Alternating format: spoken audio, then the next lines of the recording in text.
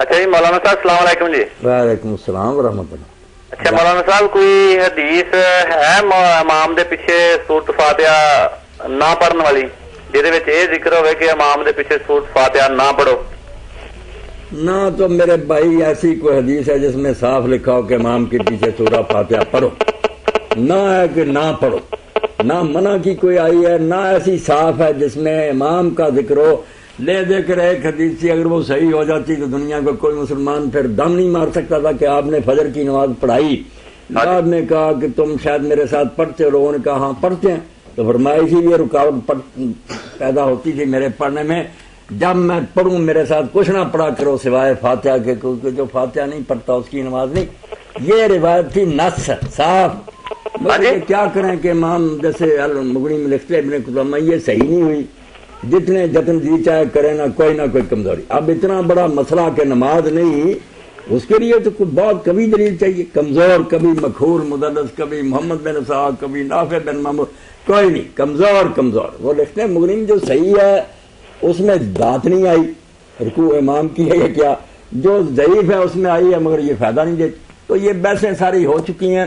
نہ وہ روکنے والے جو ان کے پاس ہے، کہیں نہیں روکا آپ نے. اس لیے کوئی پڑھتا ہے بسم اللہ، حضرت عمر رضی اللہ عنہ، عبادہ بن سامت، ابو ہریرہ جہری نمازوں میں بھی امام کے پیچھے پڑھتے تھے. کوئی پتھر نہیں پڑیں گے، بالکل جائز ہے یہ پڑھ لینا بھی اگر آرام سے پڑھ لے. اور نہ پڑھیں تو امام بخاری جیسے مانتے ہیں جزء القراءت میں کہ زید بن ثابت، عبداللہ بن عمر، عبداللہ بن مسعود نہیں پڑھتے تھے، کسی نماز میں پیچھے نہیں پڑھتے تھے. نماز ان کی بھی درست ہے. میں ان لوگوں میں سے نہیں جو یہ فتوے دیں کہ ان کی نماز نہیں، ان کی نماز نہیں. نمازیں سب کی درست ہیں. زیادہ صحیح طرز عمل یہ ہے جو سارے منصف لوگ مانتے ہیں کہ جہری نمازوں میں آرام سے سنو، کوئی نہ پڑھو. جب وہ آمین کہے گا ساتھ آمین کہہ دو، تم فاتحہ میں شریک ہو گئے. اور جو سری نمازیں ہیں، سری رکعت، ان میں پڑھو، فاتحہ بھی پڑھو، سورتیں بھی پڑھو. یہ عدل کی بات ہے جس پر سے کوئی حدیث نہیں ٹکراتی، نہ کوئی ہے ٹکراتی. جائز سارے ہیں، پڑھتا جائے اس کی بھی ٹھیک ہے، نہ پڑھے اس کی بھی ٹھیک ہے. صاف سری حدیث کسی کے پاس نہیں، بالکل نہیں. جو ہے کہ جو نہیں پڑھتا اس کی نماز، وہ امام احمد کہتے ہیں یار جابر رضی اللہ عنہ سے زیادہ تم سمجھتے ہو. حالانکہ حضرت امام احمد پیچھے پڑھنے کے قائل ہیں، مستحب کی حد تک لازم نہیں سمجھتے، کہتے پڑھ لے اچھا.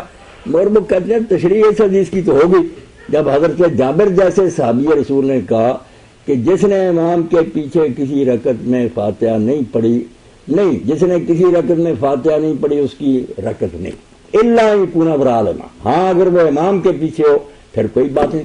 یہ امام ترمذی کہتے ہیں، احمد کہتے ہیں یار جابر رضی اللہ عنہ سے زیادہ تم جانتے ہو. اس نے کھول دی بات کہ یہ اکیلے کی بات ہے، امام کے پیچھے نہ بھی پڑھے درست. یہ امام ابو داؤد نے لکھا. اس روایت کو لکھنے کے بعد سفیان بن عیینہ کہتے ہیں یہ اس کے لیے جو اکیلا پڑھے، کیونکہ دوسری طرف جو حدیث پاک آ گئی نا کہ جب امام پڑھے تو تم چپ رہو، وہ بھی جو ہے نا اذا قرأ الامام فانصتوا، امام جب قرآن پڑھے چپ رہو. اسی پر حضرت ابو ہریرہ کہتے ہیں کہ جہری نمازوں میں تو چھوڑ جاتے لوگ، جہری میں کوئی پیچھے نہیں پڑتا.